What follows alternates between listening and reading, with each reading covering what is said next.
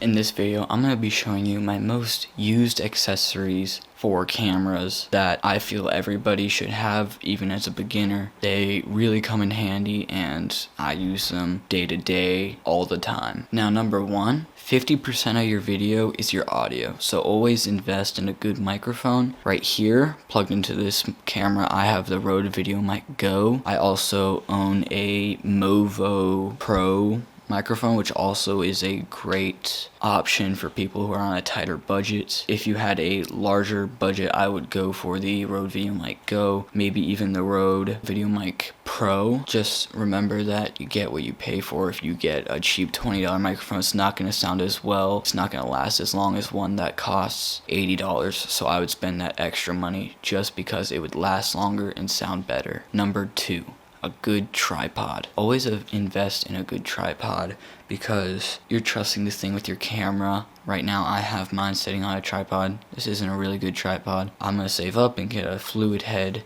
because fluid heads are better for video and they make your movements really smooth. And if you just go ahead and buy a cheap tripod, it's not going to last as long as one that costs like $150 and isn't going to be as good and wouldn't last as long. So I would pay the extra money because it would last longer and save you more money in the long run. Number three, protection for your glass. Me, whenever I pack my lenses into any bag of any sort, I'm always paranoid that something's gonna happen, somebody's gonna scratch them, something is gonna happen to them and it's just gonna ruin the lens. So I have bought lots of lens caps and lens covers, and I have multiple unopened microfiber cloths to clean my glass. You feel so much safer when you have that protection on your lenses. This next one is really important. A bag or something to carry all of your gear on the run. Right now, I have this backpack by USA Gear. I got it off of Amazon for I remember 40, 50, 60 bucks. And this thing has held up for a long time now, and it holds all of my gear and is very organized on the inside. I can just put all my gear in there. It's really lightweight, so I can just put it on my back. I can go anywhere. It won't weigh me down as much. Even if I have heavier gear in there, if it's on my back, I'd say getting a good thing to carry your gear around is also very helpful. Another thing that I have is something to carry my gear would be a fanny pack. This one is pretty big. I can fit lenses in here. I can fit neutral density filters, SD cards, anything that I need that's not super large, I can fit in here and carry around wherever I go and not have to just carry it in my pockets or even carry around the big backpack. It's a lot easier just to carry around that small little pack if you don't need that much where you're going. This next one is something that definitely changes your video. It's your lighting. If you have bad lighting, your video is not going to look as appealing to other people, and people won't really want to watch it if you don't have the best lighting and you don't look as professional. Me, I have a cheap Ulanzi light, little miniature light, and it's been running forever. I think I've had it for about a year now. I haven't had any problems with it and it's still working. This is what I use as my main light.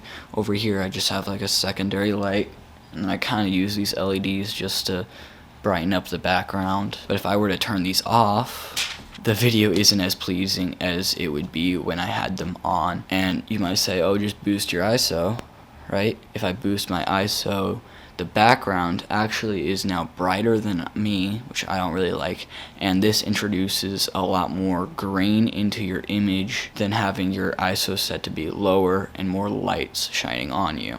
This next one doesn't really correspond to the camera as much as it does with all these other accessories, but you always need a good editing software for your videos to look good. I use DaVinci Resolve on my computer. Two other good editors on computers would be Premiere and Final Cut. I haven't used them. I use DaVinci. You could use them. They're really good. Now, if you're planning on editing on your phone, I use InShot all the time. If I'm ever needing to edit on my phone, this video right here will be edited on DaVinci Resolve. If your editing's bad, your video's gonna look bad, it's gonna be all choppy. Just have a good editing software, learn how to use it, watch tutorials, learn it yourself. Just remember that you need a good editing software to make your video look good. That about sums up all of the accessories that I use the most.